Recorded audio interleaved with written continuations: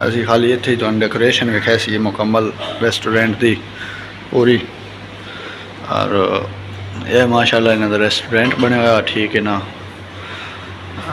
मुस्लिम इन सही है। और बहुत ही खूबसूरत इन्हें डेकोरेशन की हुई रेस्टोरेंट की सारी मुकम्मल। पर्दे वगैरह लगे हुए, पिछे पार्किंग की जगह अलग बनी हुई है। मसलन इन्हां दी अपनी एक गड्डी खलोंदी, बाकी पिछे जंगले वगैरह हैं कोई, उसके अंदर पता नहीं मेरा ख्याल है मुर्गे हैं।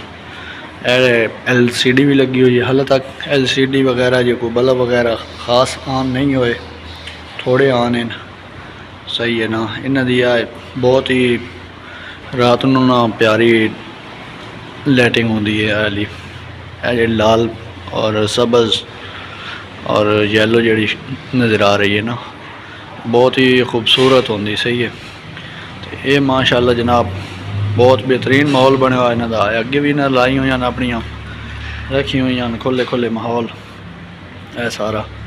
अगे कुर्सियाँ पईयां, टेबल लगे होने अगे 5 सही है। उत्ते टिशू अवेलेबल हैं, हर एक टेबल के उत्ते टिशू पे सही है। किसी को मसला मसाइल बने तो वो अपना इत्थे पिछे हाथ धोने का जगह पिछे भी बनी हुई है और ये फ्रंट भी बनी हुई है। ये इन्हां दा काउंटर है सारा, ये काउंटर का निज़ाम है जो इन्हां दा काउंटर बने हुआ। बाकी इन्हां दी ते अगली साइड ते ना इस दे नाल परले पासे हाथ धोने वाली जगह बनी हुई है, बेसन लगा हुआ बेसन। और ये सारा मुकम्मल रेस्टोरेंट है। ये पिछे रेस्टोरेंट का सारा अमला है और ये पिछे जो सारा काम शमकार एंड मुकम्मल 1 2 आर बोले हाले खाने मिलते हैं सही है ना। यह मुकम्मल मसलन जी इन्होंने रेसिपीज़ हैं, ये थाईलैंड का रेस्टोरेंट है और इसके अंदर थाईलैंड के और मलेशिया के भी सारे खाने मिलते हैं और बाकायदा थाईलैंड के भी मिलते हैं।